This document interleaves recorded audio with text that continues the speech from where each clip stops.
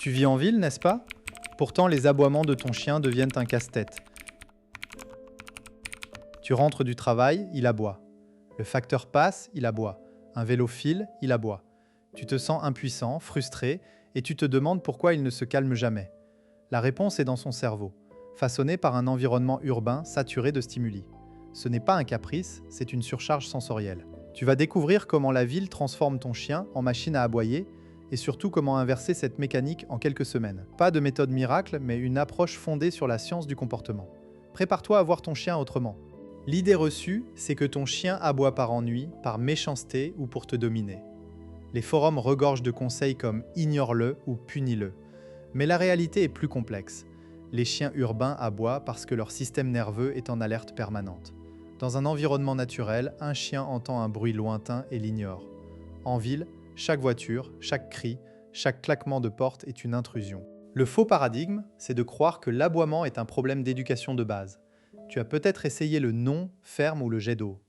Ça marche un temps, puis ça revient. Pourquoi? Parce que l'aboiement est une réponse physiologique à un stress accumulé. Ce n'est pas un manque de respect, c'est un réflexe de survie mal adapté.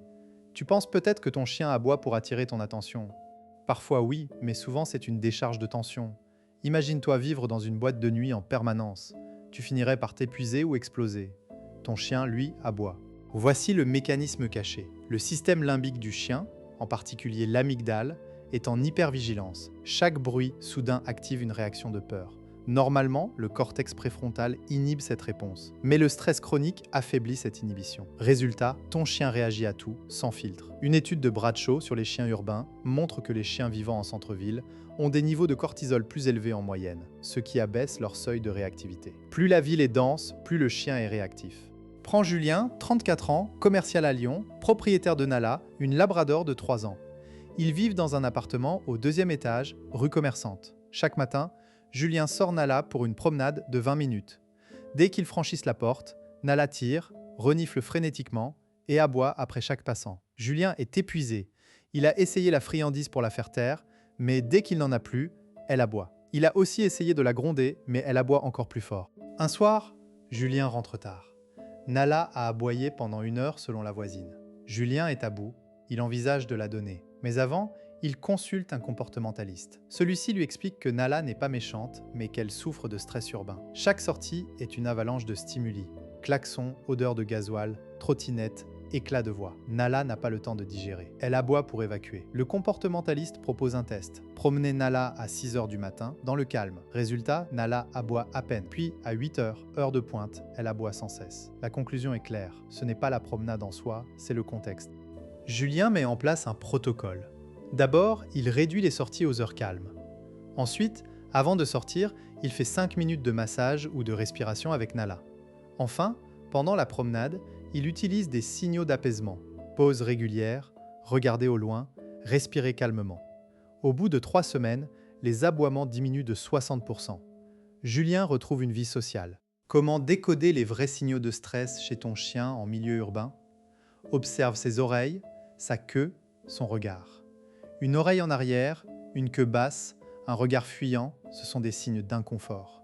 Si en plus il bâille ou se lèche les babines, il est en surcharge. Le moment crucial, c'est avant qu'il aboie. Tu as environ 2 secondes pour intervenir. Autre indicateur, la respiration. Si ton chien halète alors qu'il ne fait pas chaud, c'est un signe de stress. Tu peux aussi remarquer qu'il refuse une friandise, pourtant appétante. Ce n'est pas de l'entêtement, c'est que son corps est en mode survie. Il a besoin de se calmer avant de pouvoir manger. Si tu ignores ces signaux, l'aboiement devient une habitude. Ton chien apprend que pour évacuer la pression, il doit aboyer.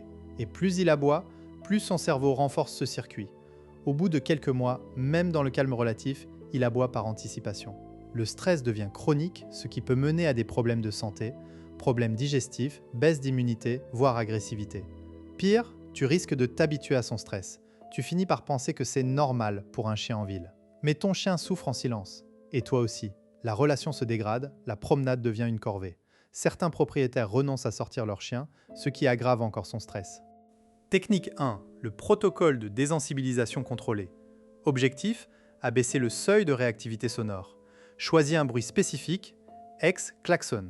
À la maison, fais écouter un enregistrement de klaxon à très faible volume, en donnant une friandise dès que le son commence.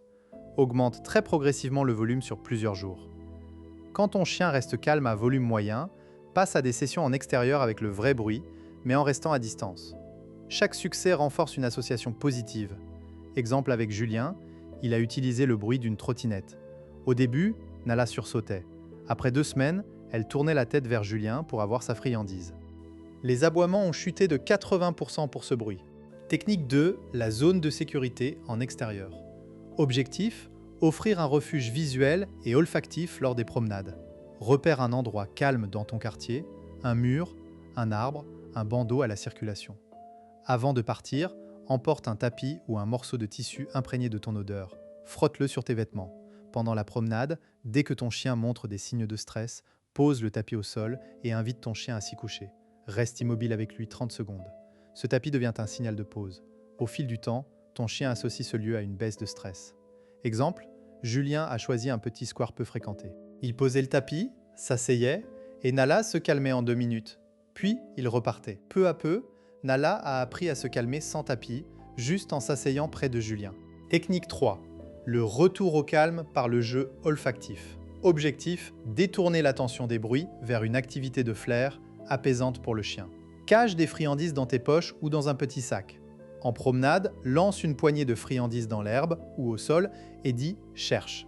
Le chien renifle, cherche et son rythme cardiaque baisse. Le flair est une activité parasympathique.